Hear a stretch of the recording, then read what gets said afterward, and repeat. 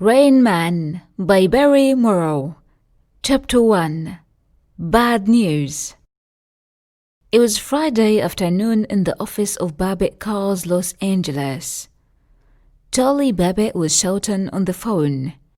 "But I've waited 5 weeks for these cars, what are they?" On another phone, Charlie's secretary Susanna was talking to a customer. The customer wanted 6 Lamborghini cars, and he wanted them that day. Then a call came from the bank. Susanna put her hand over the phone. "They want you to pay back the money you borrowed," she said. "They want it this afternoon." "Tell them I will pay on Monday," said Charlie. Then he spoke into his own phone. "You can have the cars on Monday, sir."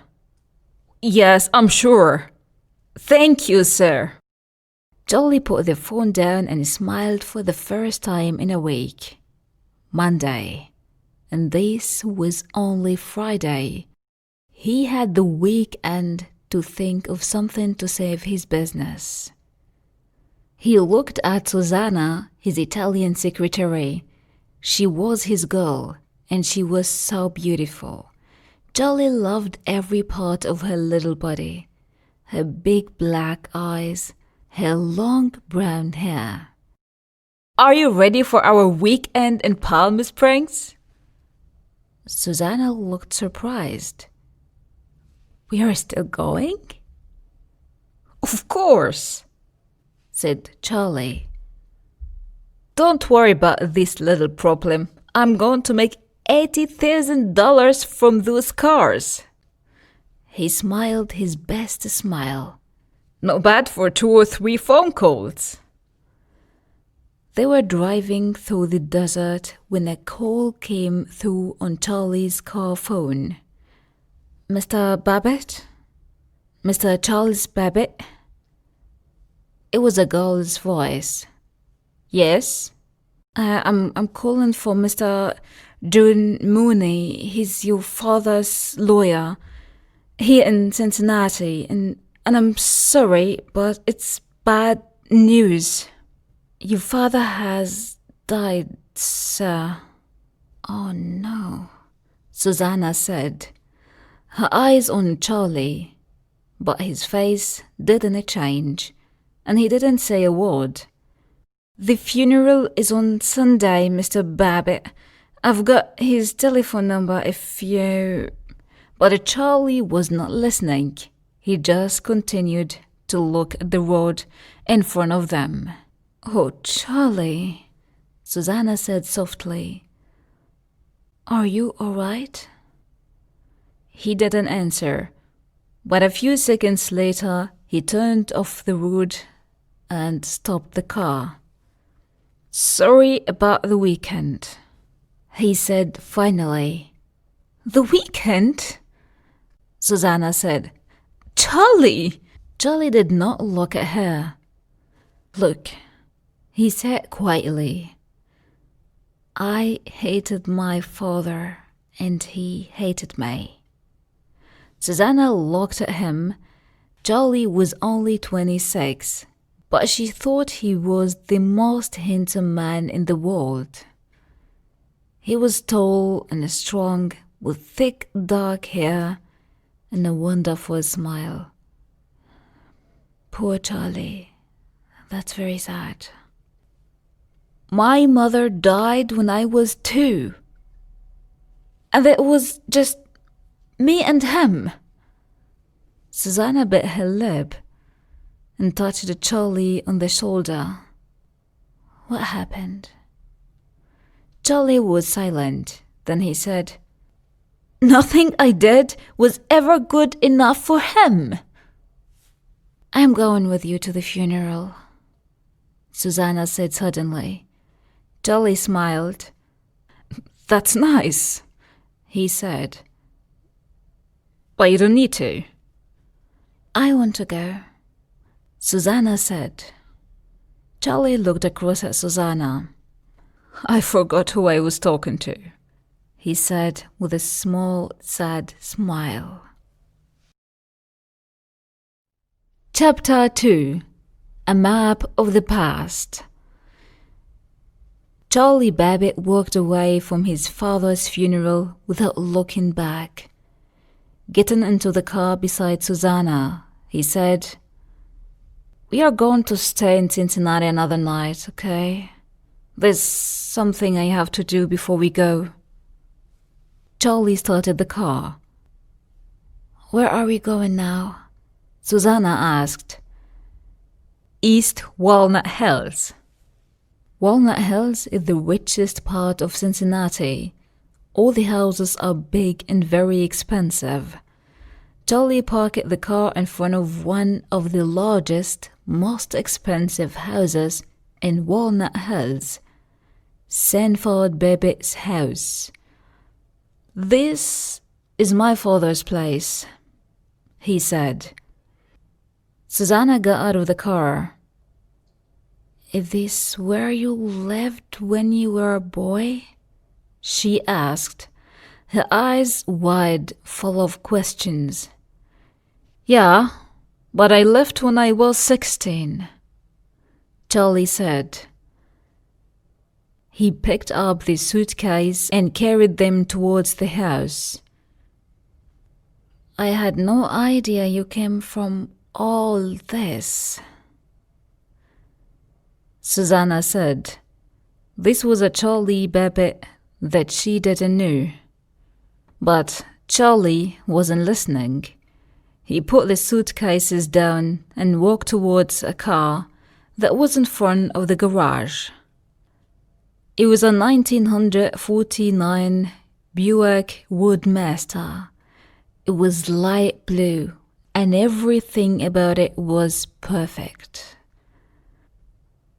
"I've always known this car," Charlie said in a quiet voice, "but I only drove it once." Near the garage was a flower garden with some wonderful roses. "Someone must water those roses," said Susanna, who loved the flowers. "They're all dying." "I hate those roses," Charlie said suddenly. Susanna looked at him in surprise, but Charlie was already opening the front door. Later that afternoon, Charlie and Susanna were looking round Charlie's old bedroom. "You know that car in front of the garage?"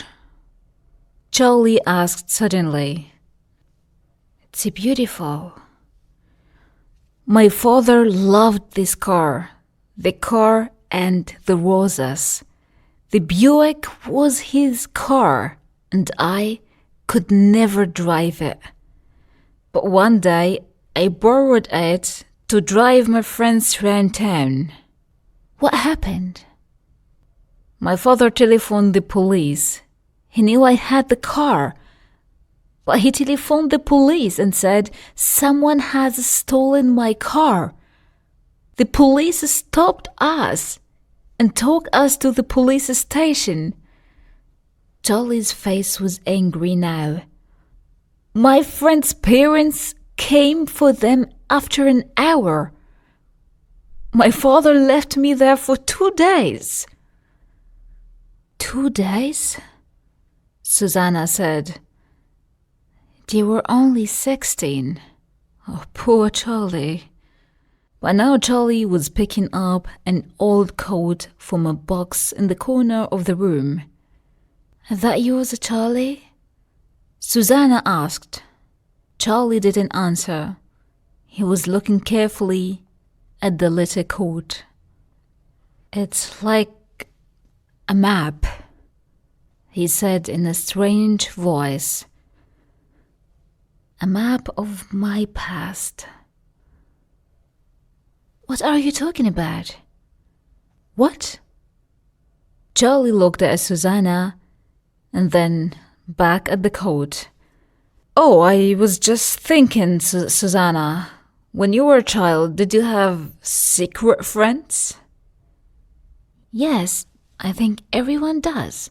"What was the name of my secret friend?" Charlie asked himself. He tried to remember. The Rain Man. When I was frightened, I held this coat and listened to the Rain Man sing. He smiled. That was a long time ago. Susanna laughed and touched Charlie's arm. What happened to your friend? I don't know, Charlie said. I just grew up, I think. He turned the coat around in his hands for a few seconds longer. Then he threw it back into the box. Let's go and eat. Charlie Babbitt and his father's lawyer, John Mooney, met in the dining room that evening. Mr. Mooney put on his glasses and took some papers from his case. Before I read the will, he said, your father has asked me to read you a letter that he wrote to you. Is that all right? Charlie didn't want to listen to his father's letter, but he did want his father's money. Of course, he said. Mooney opened an envelope and took out 2 pieces of expensive paper. To my son, Charles Babbitt. Dear Charles, the lawyer began. Today is my 70th birthday. I'm an old man, but I well remember the day that we brought you home from the hospital. You were the perfect child. He wrote it, Charlie said with a very small smile. I hear his voice. And I remember too, Mooney continued reading. The day you left home, you were so angry, and you had all these big ideas. The lawyer stopped reading. He looked up at Charlie. But there was no change in the young man's expression. Mooney did not look up from the letter again. You did not write, or telephone, or come back into my life in any way. For all these years, I have not had a son, but I want for you now that I always wanted for you. I want you to have the best life possible. John Mooney stopped reading and put the letter back into its envelope. The old lawyer seemed sad. Charlie did not say anything. He just sat there waiting for Mooney to read the will. Now Mooney picked up the will. Without looking at Charlie, he began to read. To Charles Sanford Babbitt, I give my 1949 Buick. I also give him my roses. Charlie moved anxiously in his chair. He did not like what he was hearing. I am leaving my home and all my money to someone who is very important to me. Because this person cannot use the money, a friend will look after the money for him. Mooney stopped reading and looked up. I don't understand, Charlie said. Your father's money, around $3 million, will go to someone who cannot use it. Mooney explained. Another person will look after the money. So Charlie Babbitt was not getting his father's house or his father's money.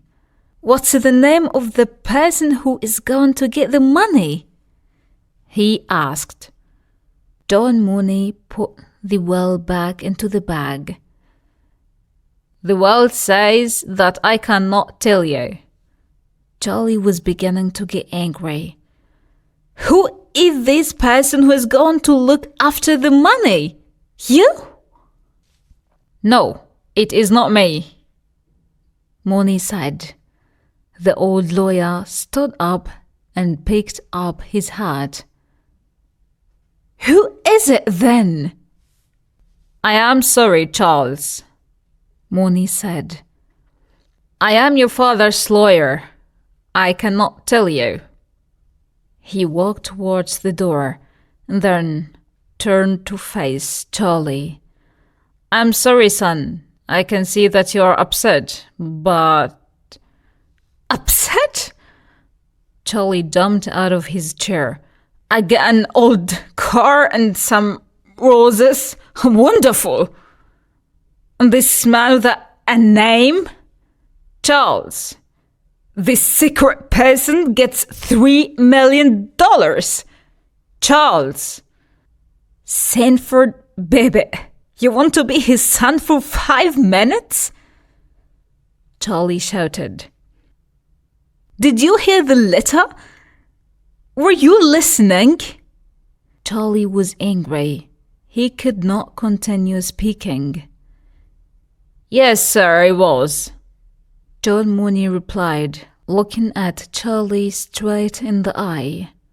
"Were you?"